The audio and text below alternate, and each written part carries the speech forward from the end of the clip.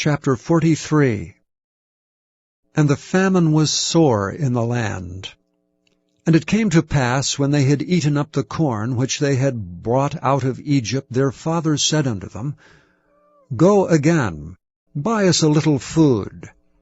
And Judah spake unto him, saying, The man did solemnly protest unto us, saying, Ye shall not see my face, except your brother be with you. If thou wilt send our brother with us, we will go down and buy thee food, but if thou wilt not send him, we will not go down, for the man said unto us, Ye shall not see my face, except your brother be with you. And Israel said, Wherefore dealt ye so ill with me, as to tell the man whether ye had yet a brother? And they said, The man asked us straitly of our state and of our kindred, saying, Is your father yet alive? Have ye another brother? And we told him according to the tenor of these words. Could we certainly know that he would say, Bring your brother down? And Judah said unto Israel his father, Send the lad with me, and we will arise and go, that we may live and not die, both we and thou, and also our little ones. I will be surety for him, of my hand shalt thou require him. If I bring him not unto thee, and set him before thee, then let me bear the blame forever. For except we had lingered, surely now we had returned this second time. And their father Israel said unto them, If it must be so now, do this. Take of the best fruits in the land in your vessels, and carry down the man a present, a little balm and a little honey, spices and myrrh, nuts and almonds, and take double money in your hand, and the money that was brought again in the mouth of your sacks. Carry it again in your hand, peradventure it was an oversight. And take also your brother, and arise, go again unto the man, and God Almighty give you mercy before the man, that he may send away your other brother and Benjamin. If I be bereaved of my children, I am bereaved. And the men took that present, and they took double money in their hand and Benjamin, and rose up and went down to Egypt, and stood before Joseph. And when Joseph saw Benjamin with them, he said to the ruler of his house, Bring these men home, and slay, and make ready, for these men shall dine with me at noon. And the man did as Joseph bade. And the man brought the men into Joseph's house.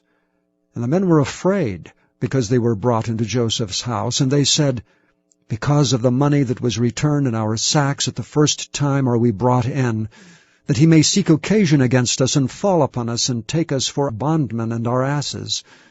And they came near to the steward of Joseph's house, and they communed with him at the door of the house, and said, O sir, we came indeed down at the first time to buy food. And it came to pass, when we came to the inn, that we opened our sacks, and behold, every man's money was in the mouth of his sack, our money in full weight, and we have brought it again in our hand. And other money have we brought down in our hands to buy food. We cannot tell who put our money in our sacks.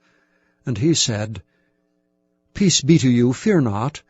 Your God, and the God of your father, hath given you treasure in your sacks. I had your money. And he brought Simeon out unto them. And the man brought the men into Joseph's house, and gave them water, and they washed their feet, and he gave their asses provender. And they made ready the present against Joseph came at noon, for they heard that they should eat bread there. And when Joseph came home, they brought him the present which was in their hand into the house, and bowed themselves to him to the earth.